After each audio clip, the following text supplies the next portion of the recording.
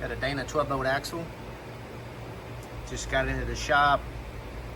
Gonna do a little QC on the front axle. Got it jacked up where the tires are off the ground. Gonna check our kingpins, outer bearings. Make sure nothing is loose. So while we've got it in here, we'll turn it over so we can pull oil samples out of the final drive, pull oil sample out of the differential, and out of the other final drive. So we'll do 3 oil samples on this. Also, even though this tractor ran, if it didn't run for pressure, we can actually, we've got a fitting where we apply air to the outer hubs. It's not a whole lot. You put like 10 pounds in there, and air will obviously leak before hydraulic or gear oil will.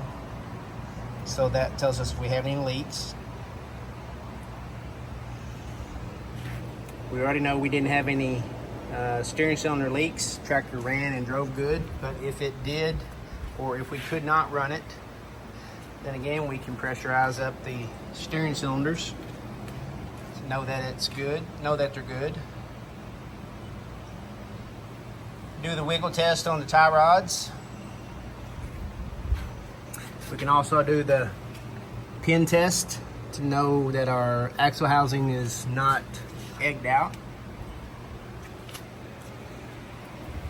So the goal of this is that we can produce a quote certified good use part that doesn't need to be rebuilt, meaning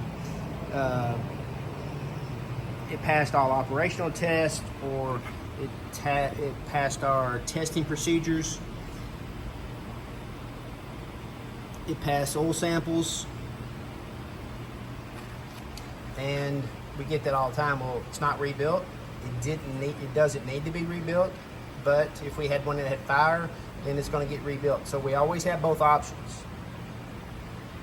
Where if you're buying this somewhere else, you're buying that we hope it's good, and if it's got a problem with it, you get to fix it. Nothing's wrong with that, because we would have that option too. Hey, I want one that I can rebuild myself. Not a problem. Be glad to sell you one. Guarantee all the hard parts. But it's the labor, the setup of the seals, bearings, etc. that most not shops, but most farm shops can't do. So that's where the benefit is. Also, the benefit of this 12-bolt against multiples, but we're going to pick on the 10-bolt Dana. But this is actually a upgrade or a better option than even the CNH 4.7, because the CNH 4.7 fails, or 7.5 fails, where this one here really just doesn't fail. Unless you abuse it or running out of oil, you're just not going to have any problems with it. I mean, this is an 06 model tractor, I believe, and the best that I can tell, everything on it looks pretty original. Tractor had 15,000 hours on it. So a lot of hours. Tie rods look to be original. Steering cylinder look to be original. These don't have any signs of really being off. So that can scare a guy. Well, 15,000 hours, how do we know it's not going to fail? Well, that's what the testing procedures are for. And sure, this could have been rebuilt at one time, but that's the reason we test. So if you have a 10-bolt and you go to a 12, you do have to have at least at a minimum the center, which we include. If we have to swap out wheels and centers, then we can make that work also. We just need to know your tire size. So don't be afraid to buy a certified used part. We can tell you what we tested, what was good,